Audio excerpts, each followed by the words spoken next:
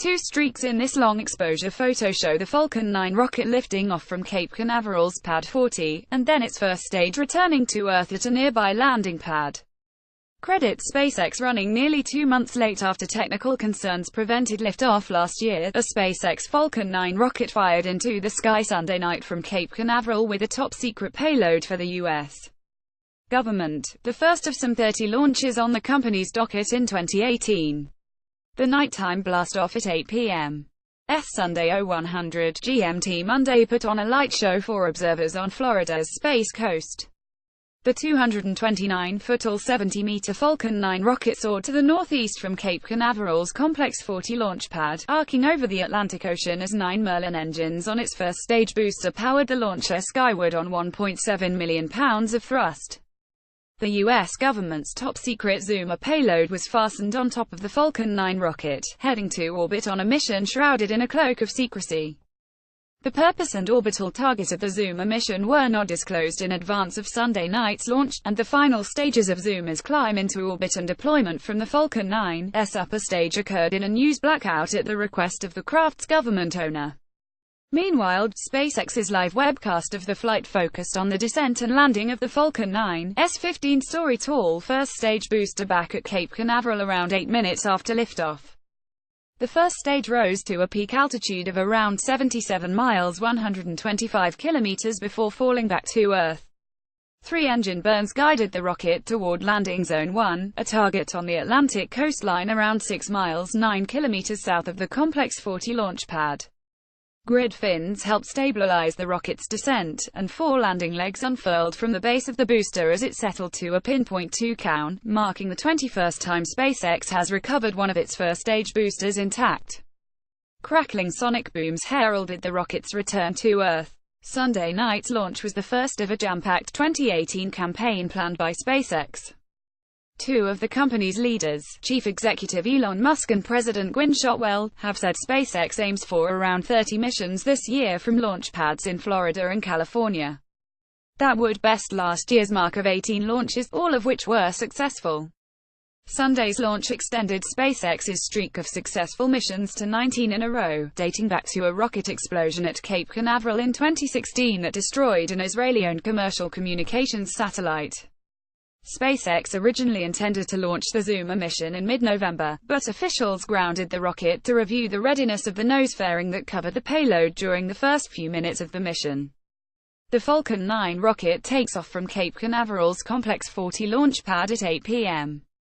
Sunday 0100 GMT Monday. Credit Stephen Young. Spaceflight Now managers swapped the order of Falcon 9 launches at Cape Canaveral, and a space station resupply flight, which did not use a fairing, jumped ahead of Zoomer in SpaceX's queue in December. The delay also meant Zoomer's launch was relocated to Pad 40 at Cape Canaveral Air Force Station from nearby Pad 39A at NASA's Kennedy Space Center. Launch Pad 39A is now being readied for SpaceX's maiden Falcon Heavy test flight, a much-anticipated launch now expected in late January. The fate of the Zoomer payload launched Sunday was not immediately clear. Officials with Northrop Grumman, the spacecraft's manufacturer, did not confirm the status of the mission after it flew into a government-imposed news blackout shortly after liftoff. No U.S. government agency has claimed ownership of the payload. A spokesperson for the National Reconnaissance Office, which owns the government's classified spy satellite fleet, confirmed to Spaceflight Now that Zoomer does not belong to that agency. While details of its spacecraft are top secret, the NRO typically acknowledges its role in satellite missions. Analysts who regularly track space activity believe Zoomer was headed for an orbit a few hundred miles above Earth, with an inclination to the equator of around 50 degrees. The prediction was based on information about the rocket's ground track released to ensure aircraft and ships stayed safely away during launch. The Falcon 9's second stage was expected to reignite its engine after releasing Zoomer in orbit for a final braking maneuver to fall back into the atmosphere over the Indian Ocean southwest of Australia a few hours into the mission. Satellite trackers suspected last year that Zoomer might be related to a mysterious NRO satellite launched by SpaceX in May 2017. A previous target launch date and time November 16 would have coincided with the orbital path of the NRO craft, named USA-276, as it flew over Cape Canaveral, according to Marco Langbroek, an experienced amateur satellite tracker who lives in the Netherlands. But the USA-276 satellite was well away from Zuma's expected trajectory based on Sunday's launch time, putting that theory to rest. So basically, I have no clue what Zuma is up to. Langbroek tweeted Sunday night.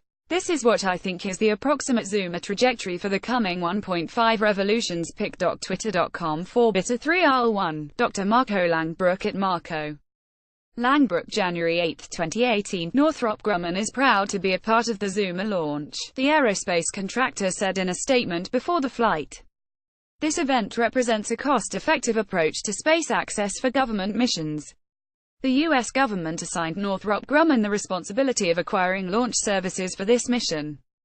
We have procured the Falcon 9 launch service from SpaceX. As a company, Northrop Grumman realizes that this is monumental responsibility and have taken great care to ensure the most affordable and lowest risk scenario for Zuma. Northrop Grumman called Zuma a restricted payload and confirmed it was heading for low Earth orbit, or region in space several hundred miles above the planet.